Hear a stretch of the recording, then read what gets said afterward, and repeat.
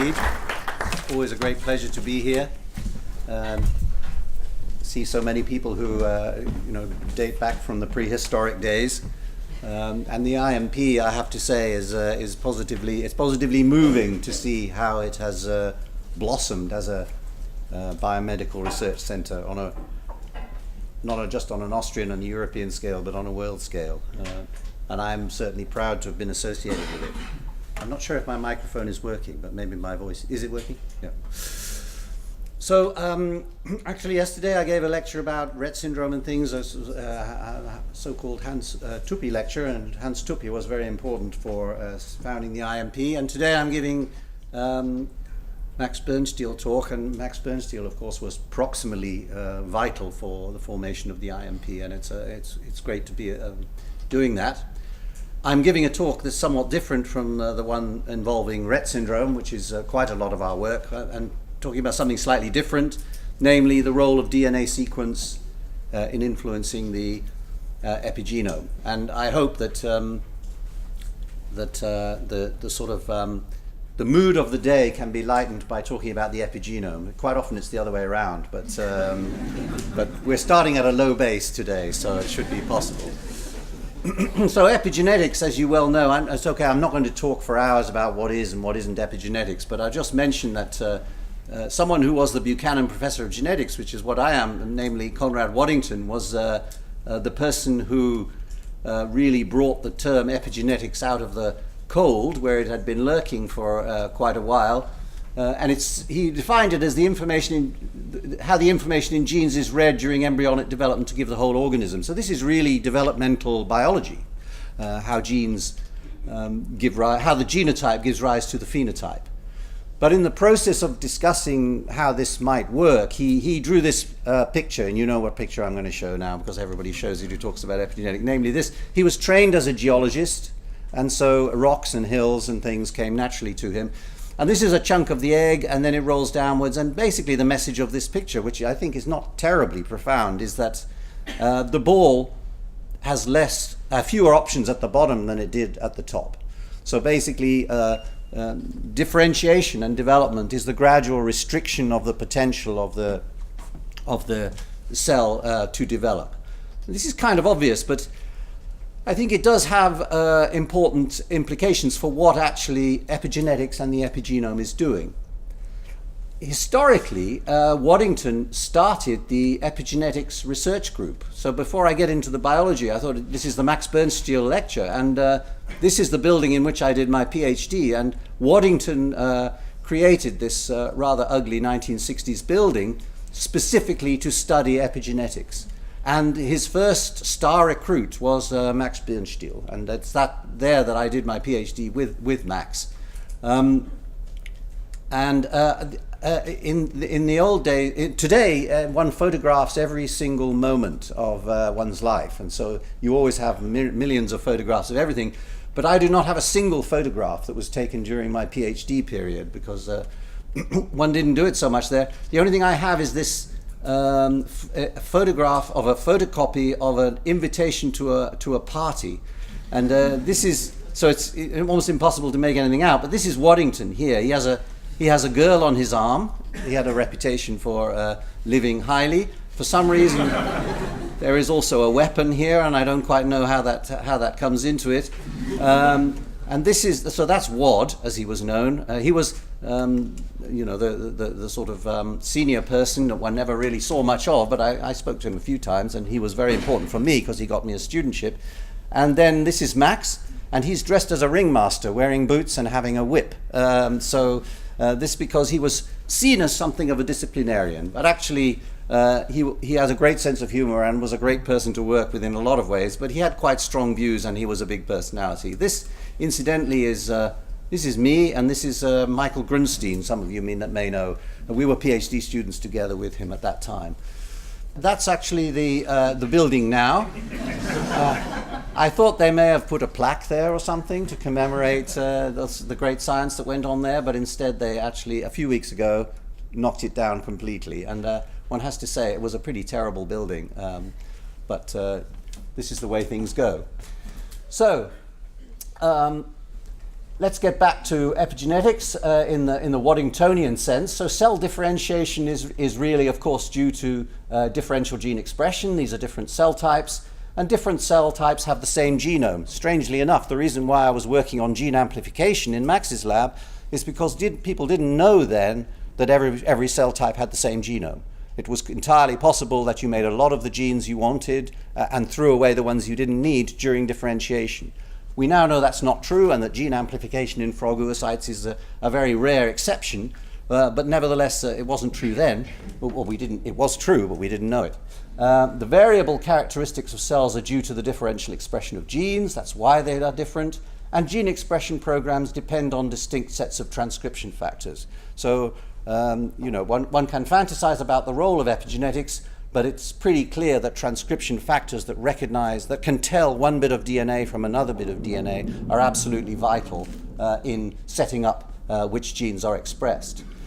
But the consequence of this is the differentiation should really be reversible. And if you take a nucleus out, it's got all the instructions. If you put it into another cytoplasm, it should now start making the proteins characteristic of that cytoplasm, because the transcription factor cocktail will be different.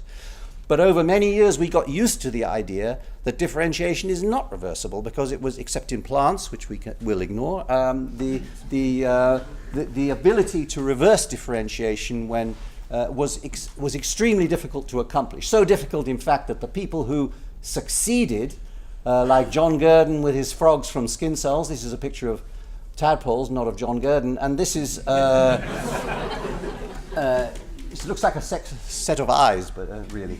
But this is Yamanaka's experiments with stem cells, which you all know very well. So they won the Nobel Prize for showing that actually, yes, there really were all the instructions in every cell type, and you could, if you drove things hard, reverse it. And there's, of course, Dolly the sheep that comes from down the road from where I work in Edinburgh. So you can turn back the clock, but actually the point to retain is that it's very inefficient. And so you could say that the reason why it's very inefficient is because you're stuck in these furrows. So then the question is, why is changing the transcription factors not enough? And one reason, I think, is the epigenome, that gene expression patterns are consolidated by the appearance of all these marks, which sort of reinforce the status quo as established by the factors. And so chromosomes, disaggregate them to make nucleosomes, and you can visualize the beads on a string, and then you want to differentiate a region, and it makes sense that this would happen in some way that would say this region contains genes that are stably on, this region might be stably off, and you therefore adapt the regions of the chromosomes to that situation. So how do you mark the genome? You can there's not much you can do to DNA without changing its properties, and in fact even DNA methylation, which is the thing that is the modification directly on DNA that is most frequent, even this is deleterious because it causes a dramatic increase in mutability of that cytosine. The other way of doing it is to put relatively immobile chunks onto the genome. They don't move around much, and so you can write messages onto these tails that emanate from the nucleosome core, phosphate groups, methyl groups, acetyl groups, ubiquitination, what have you. And so these two mechanisms combine to achieve this. That's the sort of model. And I would say, although one can enunciate it as a model, it still needs quite a lot of work.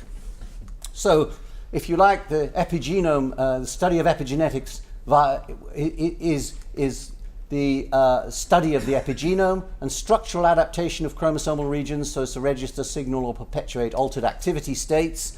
This is this formulation of epigenetics.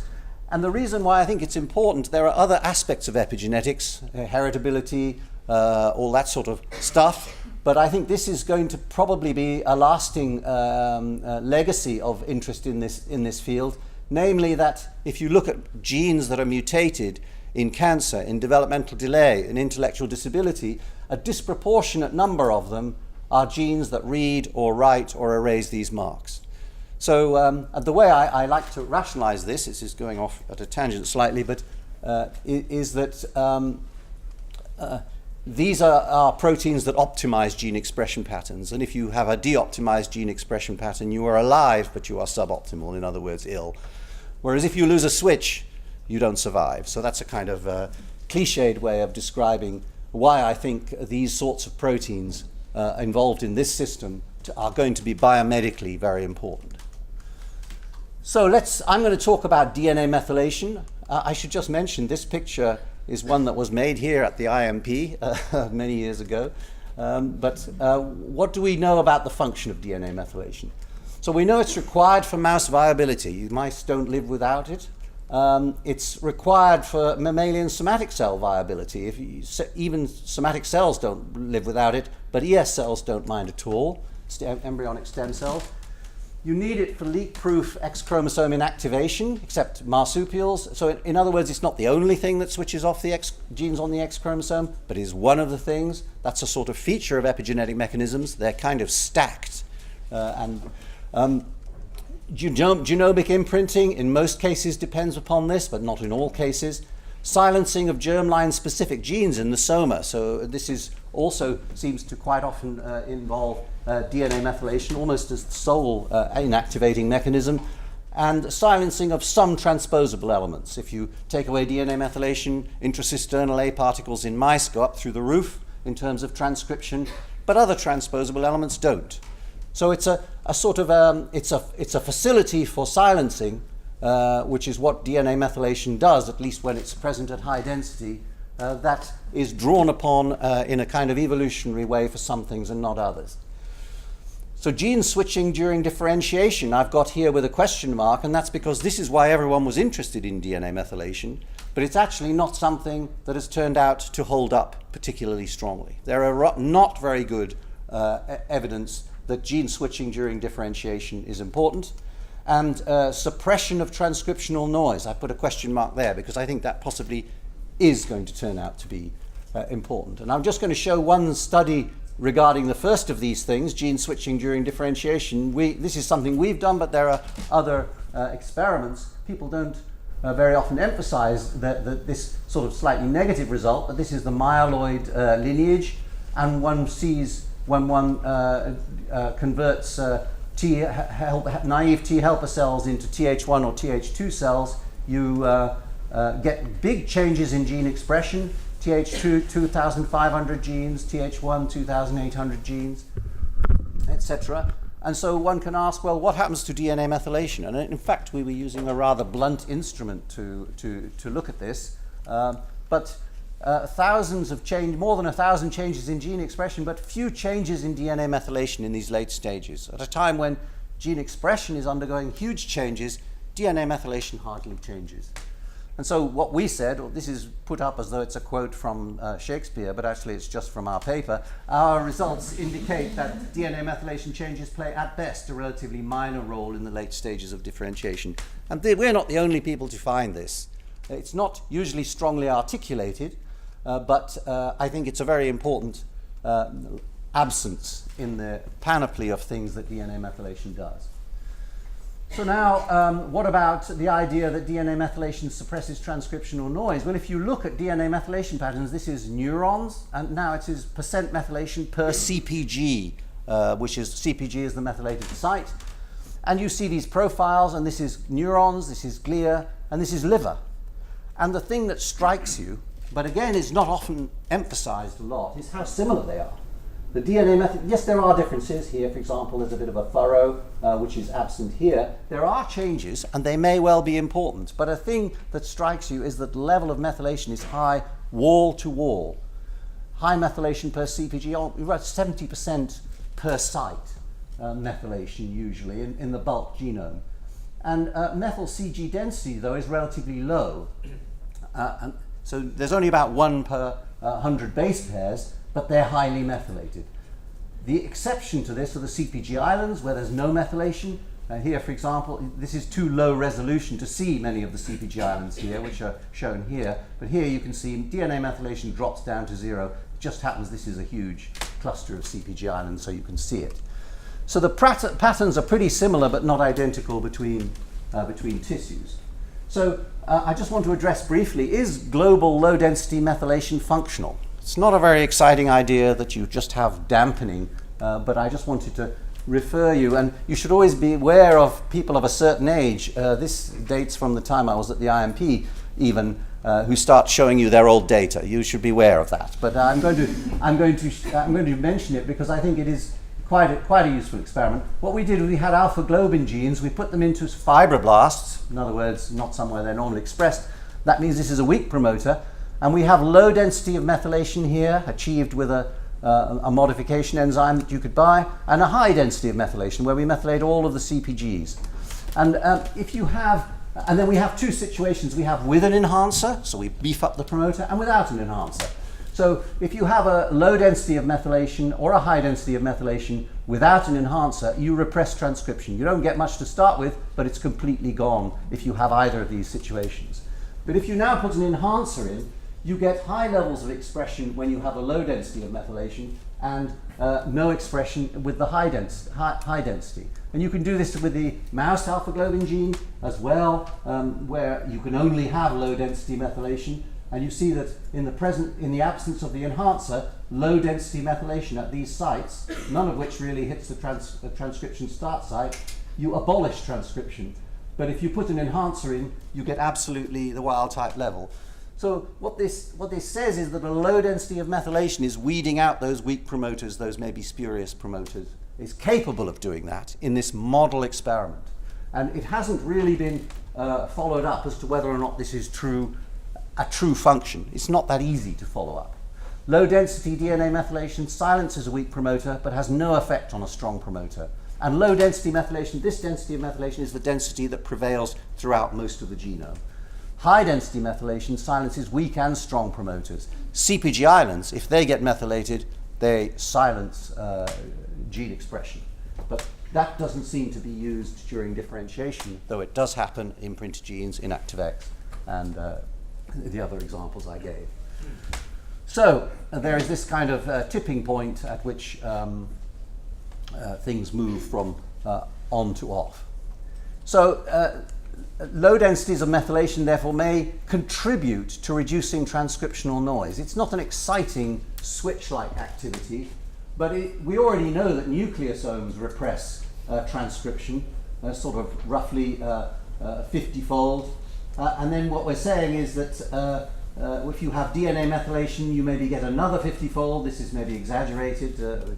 Myself and Alan Wolfe, the late Alan Wolfe, wrote this some time ago. And so you achieve a multiplication of that noise reduction that just helps real gene expression differentiate from the dribbly sort of gene expression that would otherwise happen, because transcription factor sites are all over the genome. So I want to now focus a little bit more on CPG islands. So how do they interact with the epigenome? How do they remain methylation free, and is DNA sequence involved?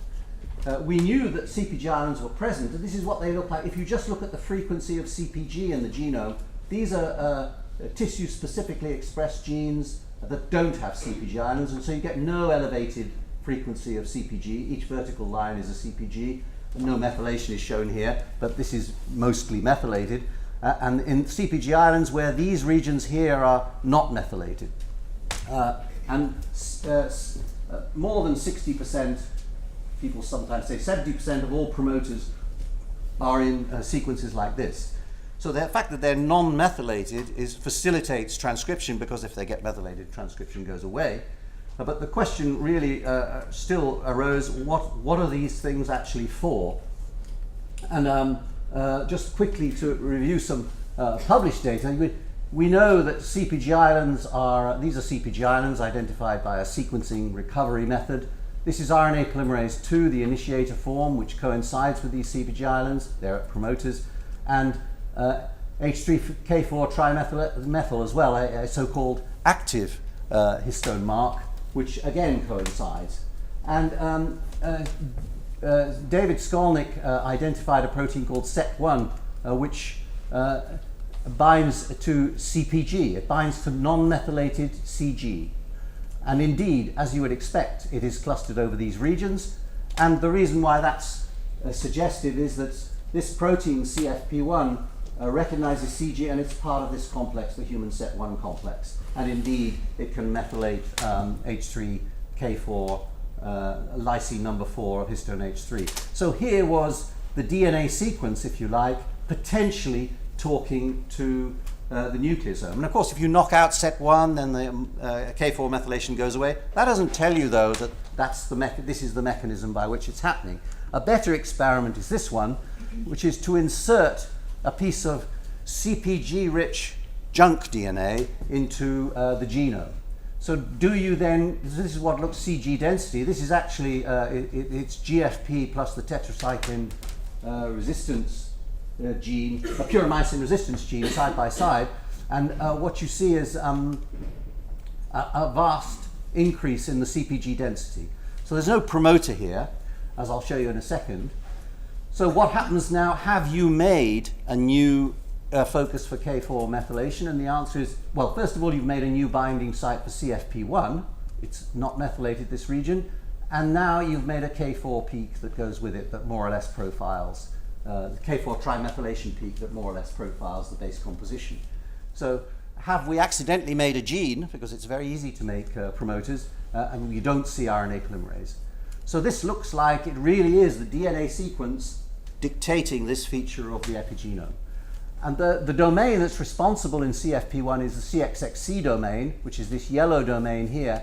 And a lot of the proteins that are associated with it are involved in epigenetics. So CFP1 is here. There's the domain. That's the one I've been talking about. MLL1, MLL2, also histone H3K4 methyltransferases. They also have CXXC domains that bind non-methylated CG and would therefore be attracted to CpG islands.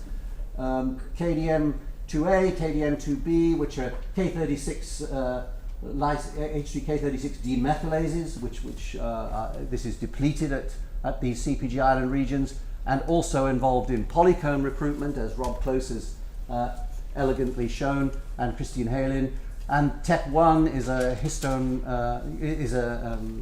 5-methylcytosine oxygenase, and DNMT1, DNA methyltransferase, MBD1, a methyl binding protein. So the list goes on. These proteins are attracted to these CpG islands. And those are the proteins I've just highlighted. So CpG islands and CpG binding proteins, the presence of CpG island-like DNA sequences, whether or not they are functional, influences chromatin structure. So that the epigenome is being influenced by the DNA sequence. There's lots of talk of the epigenome being a function of the environment, disease, development. Here it's just the sequence of DNA that is being responded to by the epigenome. And CpG binding proteins recruit chromatin modifying enzymes. Most of them, either they are chromatin modifying enzymes or they're part of complexes that contain those. And this, one could argue now, it's a sort of paradigm for what the function of CpG islands is. It's to help set up appropriate chromatin structures at promoters. It's not enough to make a gene active, but it creates the environment that facilitates. So here again, this kind of optimizing function. So a little bit more about CpG islands now. What happens if we vary the shared sequence features of CpG islands? I'm going to talk about that now. This is a project that was done by Lizzie Wachter when she was in the lab, and she took a human gene desert back and inserted computer-generated, in other words, non-biological, promoterless DNA sequences into it, and then inserted it into the genome. And we looked for histone lysine 4 methyl groups and histone K27, H3 K27 methylation, which is associated with polycomb. This is an active, and this is a mark associated with polycomb-mediated repression. So we put these things in, we put them into 3 cell lines. I mean, one would do this differently now, I have to say, but we put it into 3 independent cell lines, and in each case you get a K4 methylation peak. These are the flanks of the back, and this is the inserted sequence, which is CpG island-like, and you get K4 methylation no matter what sequence you put in. You also get a peak of K27 methylation, so this polycomb mark, and if you look at the a component of PRC2, you see that it nicely peaks over these regions too. So not only is K4 methylation being attracted there, this is done in ES cells, embryonic stem cells, you get K27 as well. I'm not going to go through the controls unless anybody wants me to, but there are some, just to show you we do controls. And this is this situation where you have both K4 methylation, an active mark, and K27 methylation, which is a polycomb mark, is reminiscent of these so-called bivalent CpG islands, bivalent chromatin that you find in embryonic stem cells at real genes. And the way in which it's portrayed is that the bivalent structure sets up a promoter so that when development starts properly, either you get inactivity, such as PRC1, or you get activity with K4 methylation. So you're sort of poised. Bivalency, according to this review with Danny Reinberg and Philip Voigt, bivalency represents a dynamic equilibrium between activation and repression that keeps genes in a plastic, inducible state and at the same time increases robustness. But I would just say that in our experience also, and this doesn't invalidate this, bivalent chromatin is the default state for any GC-rich, CpG-rich DNA sequence that you put into the genome. So it's intrinsic to the DNA sequence that it adopts this structure. So now let's play around with the sequence. If you look at CpG islands, they are the bulk genome is CpG poor, observed over expected is low, whereas CpG islands are CpG rich, and base composition is also they're GC rich CpG islands, whereas the bulk genome is about 40% GC. So just to reassure you, it sounds like these are the same variable, but they're independent. This piece of DNA here is 63% GC and has 10 CGs per 100 base pairs, and this is 63% GC and has no CpGs per 100 base pairs. And this is 40% GC, so down here, and it has 10 CpGs per 100 base pairs. So in other words, they can vary independently. And that means we can ask this question, what happens if we have so normally we put in a high CpG, high GC, a DNA sequence like this. What happens if we have low CpG and high GC? And what happens if we have high CpG and low GC? So the first one that Lizzie did was she put in a low CpG and she got no K4 methylation and no K27. So clearly CpG, the dinucleotide, as all the other things I've told you would have suggested, are important. So what happens when she put in this high CpG and low GC? If CpGs were the important thing, this should adopt the bivalent structure, but it doesn't.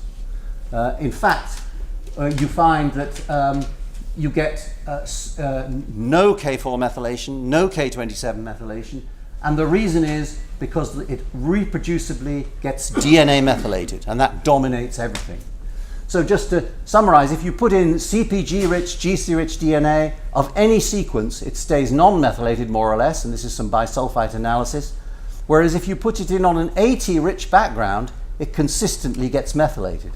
And this is not a secondary consequence of the fact that it can't form that type of chromatin, because if you now put it into a cell type that doesn't have any DNA methyltransferases, then you get K4 methylation back, and you get a rather messy K27 peak and a SUSY12 peak. So it can do all this if you keep the methylation away, but the methylation has come in.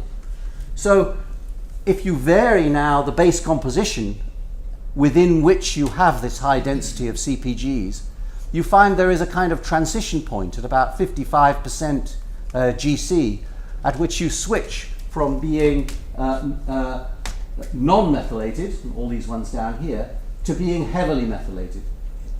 So there's base composition, GC richness keeps the CpG islands non-methylated. And so the question is, and the question I'm going to address for the rest of the talk is, why? Base composition does not sound like a signal, but it seems to be behaving as though it is a signal. And we were interested to work out why. So it turns out that there are other examples of DNA methylation tracking base composition. AT-rich DNA is more methylated and CpG islands less methylated in embryonic stem cells. So the CpG islands are absolutely clean, no methylation at all. The rest of the genome very heavily methylated. So you get this bipartite methylation pattern. And this is true also in the human cerebellum, and I'll mention that in a minute. And AT-rich DNA is less methylated, and CPG islands more methylated. In cancers, this is one of the things that happens, and also on the inactive X chromosome. So there are these strange and at first, well, even at last, unrelated situations where you do see this base composition matching DNA methylation patterns. So human cerebellum and cancers, I'm going to just quickly mention. So this is an analysis we did on regions of the human brain. We benefited from the sudden death brain and tissue bank that there is in Scotland, and we were able to get regions of the human brain. And then this just shows the methylation differences, and I won't go into the methodology, between the various regions. Here's the occipital lobe, this bit here, and everything else. And what you see is that everything is more or less the same until you get to the cerebellum, where suddenly there are big differences in DNA methylation, where you get hypermethylation of some regions, lots more methylation than you expect, and much less than others, in others. So if you now ask, retaining that red color for hypermethylated regions, does base composition correlate with any of this? And the answer is that low GC rich regions, GC poor regions are acquiring methylation, and the ones that are losing methylation are mostly the GC rich CPG island-like regions. So it's not a wholesale movement, it's just a bias, a drift, if you like. The same sort of thing is seen, this is data from Peter Laird's lab on colorectal cancer. This is a region of the human genome. In the normal colon, you get high levels of DNA methylation or wall to wall in the pattern that I've shown you. But in the colon tumor, you get these dips, which are very pronounced dips in methylation. Again, you haven't wiped it out, you've just biased it downwards. And this is, if you now plot methylation change, you see something different, namely that DNA methylation has gone down in these regions where it self-evidently has gone down, but it's gone up in these regions. And these spikes are CPG islands. This is the well-known phenomenon in cancer that CPG islands get methylated. So DNA methylation shifts away from some regions and towards others. And these regions are these long domains of AT-rich DNA. So it's left AT-rich DNA and gone to the CPG-rich DNA, even if it's within one of these domains of AT that is on average AT-rich. So again, this shift, which seems to correspond to some extent to base composition. So that showed this kind of segmentation that is of great interest. The segmentation of chromosomes are organized in domains that correlate with base composition. The oldest sort of segmental structure in chromosomes comes from the early cytogenetic analysis that people used to do on newborns. If there was an issue, the only thing you could look at was whether the chromosomes were normal. And in order to facilitate identification of the chromosomes, they found that treating in certain ways showed up bands. And these are G bands on human chromosomes. But they're very reproducible, very characteristic. What was their origin?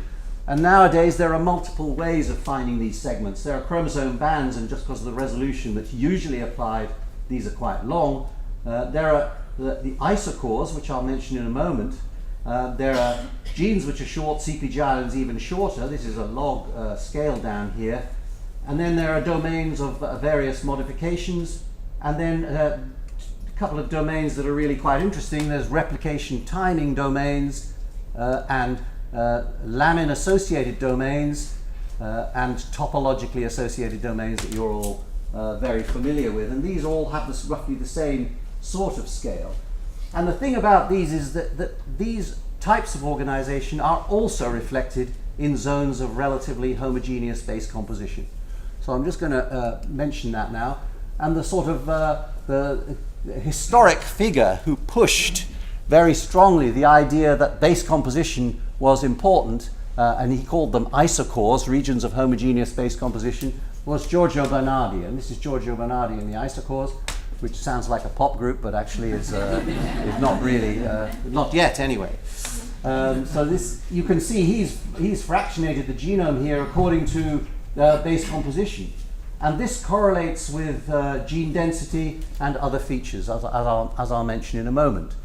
So the real problem is that these changes in base composition are really very subtle. Actually, the scale exaggerates them here. They're really very, very subtle. How can you turn a change from 40% GC to 50% GC into a signal? So that's really what I'm going to discuss. But first I'll mention lamina associated domains. I don't know if these, I know people argue about whether they really associate with the lamina or not, but they are domains that are reproducible. And if you call them interlads, the ones between, or lads, you find that gene density varies enormously and they correlate with base composition. I mean, Bas van Steensel himself showed that regions where of lads, lamina-associated domains, are associated with regions, at least the ones that don't change, the constitutive ones, are associated with regions of low base composition. So notice this is plotted 30% to 60%. To exaggerate the base composition changes. They are subtle, but nevertheless they correlate. And gene density is high in the regions that are more GC rich, and it's significantly lower. So lads are AT rich compared to interlads, 5 times more genes in the interlads than in the lads on average, and the expression of interlad genes is on average 10 times higher. So these are regions, if you like, they're the gene desert-y sort of regions, low density of genes that are lowly expressed. So this is the hypothesis. The epigenome is strongly affected by base composition. This is the hypothesis. The effect is, and the effect on DNA methylation that we found in our base composition experiments sort of is the root of this. The effect is mediated by sequence-specific DNA binding proteins. This is the hypothesis. The motif read by these proteins are short and frequent, so not nice, rare gene-specific sites. Their frequency is sensitive to base composition, and base composition readers may therefore be cell type specific, otherwise nothing would ever change. So this, as you may be able to realize, is a somewhat reminiscent of the CPG binding proteins that I talked about a minute ago, like CFP1. The epigenome of a CPG islands is affected by the frequency of CPG. This is mediated by proteins that bind to CPG, and the motifs are short and frequent.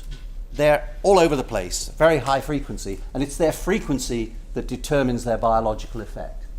I'll stop there. Thank you very much.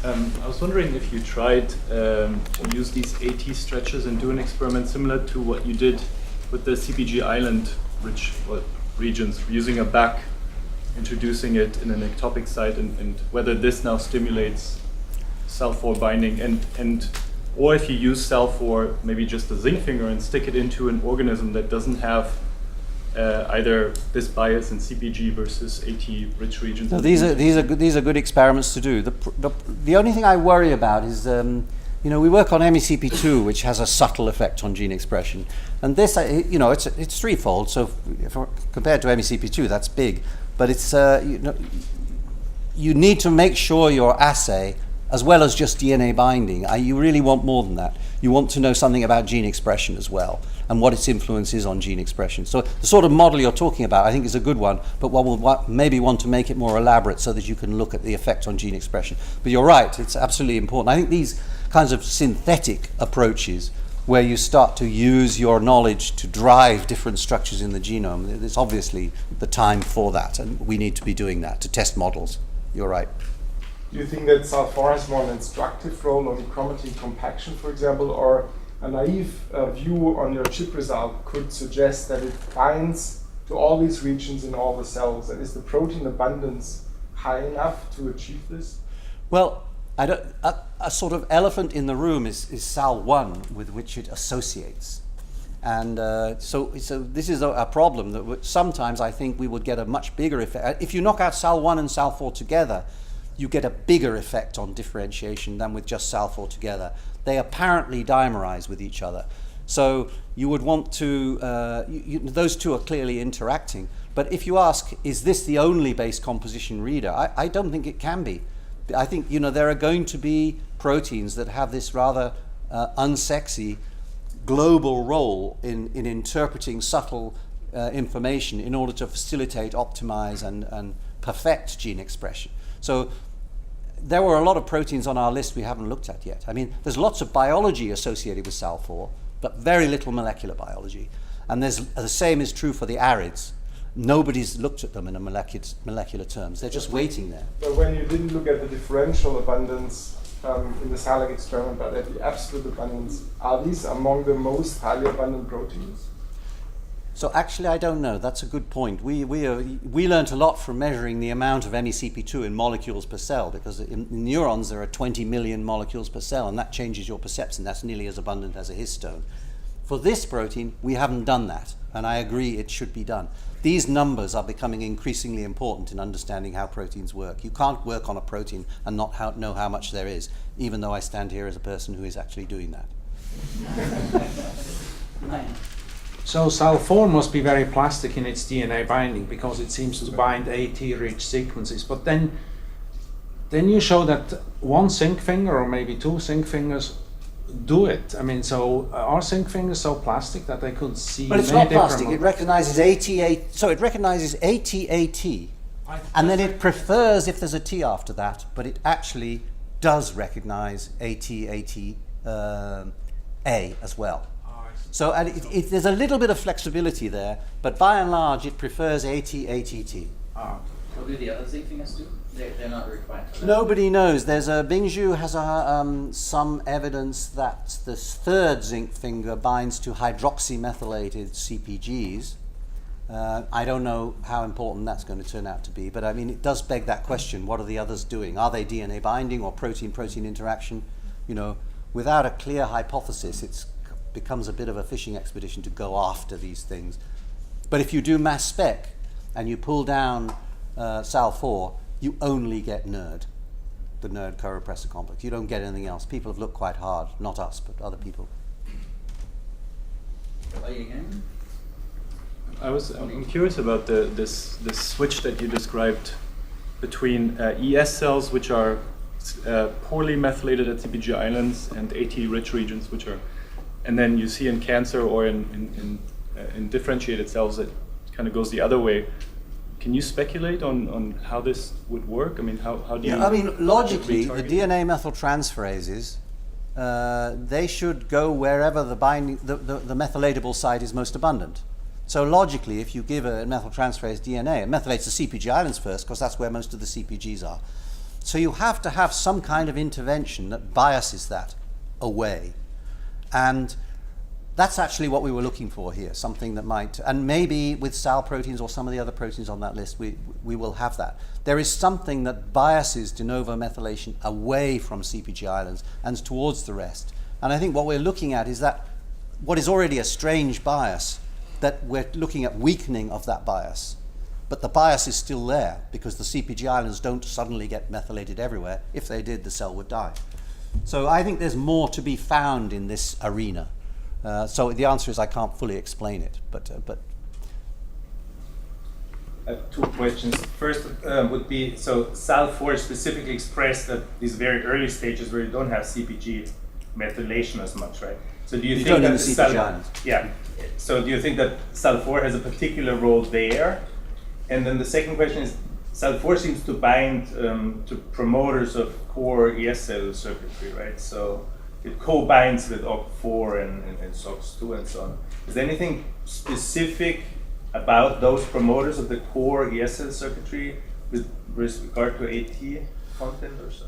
No, and I think that's where, I mean, the trouble is, I think it's not a single function protein, and I think these other zinc fingers are doing something somewhat different.